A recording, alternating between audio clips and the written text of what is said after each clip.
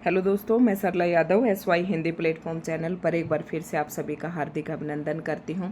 और वैसे तो सभी को पता चल ही गया होगा कि हरियाणा TGT का रिजल्ट घोषित होने का रास्ता साफ। हाईकोर्ट ने एस्टेट वैधता बढ़ाने के फैसले को सही ठहराया। तो ये जो लाइन है दूसरी वाली कि हाईकोर्ट ने एस्टेट वैधता बढ़ाने के फैसले को सही ठहराया। अब यहाँ पर एक प्रश्न बनता है कि एस्टेट की जो वैधता है वो किसके लिए बढ़ी है।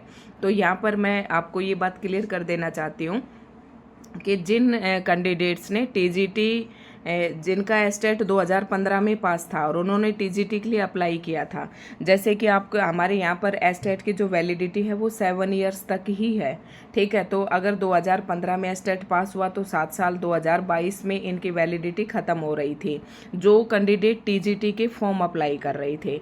ठीक है, 2022 में वैकेंसी निकली तब ये एलिजिबल थे, लेकिन यही इसी एडवर्टाइज को जब रीओपन किया गया, दोबारा री एडवर्टाइज किया गया, तब इनकी वैलिडिटी ख़त्म हो चुकी थी।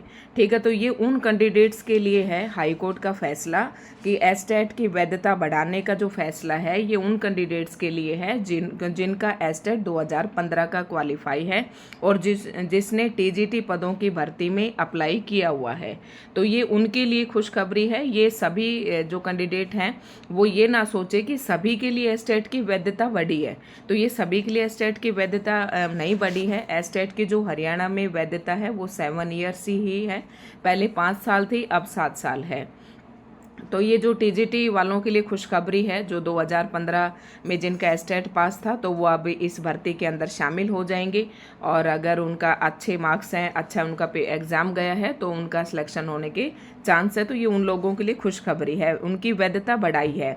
और ये वैधता बढ़ी जानी भी स्वाभाविक थी, बढ़नी भी चाहिए थी, क्योंकि बीच में कोरोना आ गया, इस वजह से भी। और कई कैंडिडेट जो है ये ओवर एज भी हो गए होंगे, तो ये बिल्कुल सही ये फैसला है।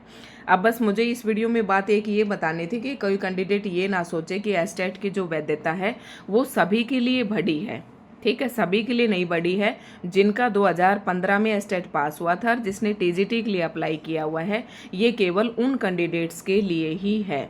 ठीक है, तो आज का ये था। फिर इसके साथ ही अगर हरियाणा TGT का रिजल्ट घोषित होने का रास्ता साफ। अब ये तो सीधी सी बात है कि अगर ये केस जैसे ही समाप्त होते हैं, पहले सोशो इकोनॉमिक वाला जो केस है वो ख़त्म हुआ, उसके बाद अब ये एस्टेट वाला भी सॉल्यूशन हो गया है, तो हो सकता है कि TGT का रिजल्ट जल्दी ही आ जाए। और जैसे कि कई जगह मैंने भी खबरें पढ़ी हैं और सुनी हैं कि आज जैसे कि TGT का रिजल्ट जो है बहुत ही जल्द आ सकता है, इसी वीक में आने की संभावना है।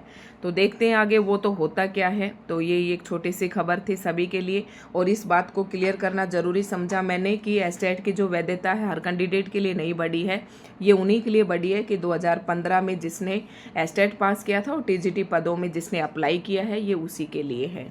ठीक है, तो आज की इस वीडियो में इतना ही था दोस्तों। धन्यवाद।